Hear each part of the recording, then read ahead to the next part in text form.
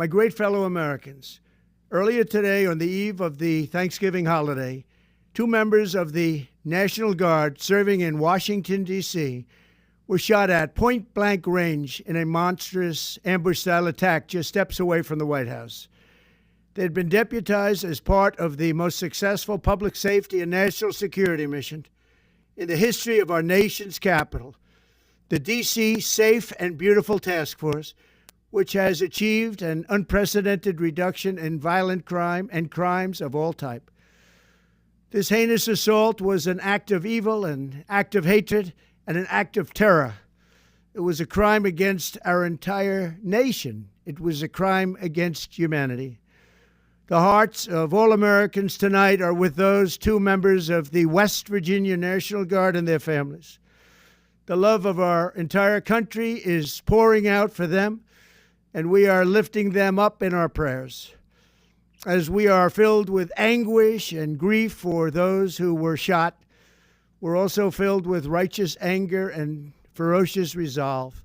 As President of the United States, I am determined to ensure that the animal who perpetrated this atrocity pays the steepest possible price.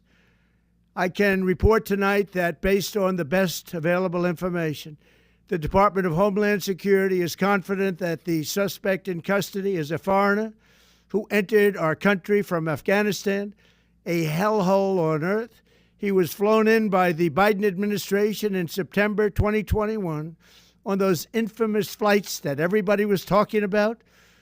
Nobody knew who was coming in. Nobody knew anything about it. His status was extended under legislation signed by President Biden, a disastrous president, the worst in the history of our country. This attack underscores the single greatest national security threat facing our nation. The last administration let in 20 million unknown and unvetted foreigners from all over the world, from places that you don't want to even know about. No country can tolerate such a risk to our very survival. An example is Minnesota, where hundreds of thousands of Somalians are ripping off our country and ripping apart that once great state. Billions of dollars are lost, and gangs of Somalians come from a country that doesn't even have a government, no laws, no water, no military, no nothing. As their representatives in our country preach to us about our Constitution and how our country is no good.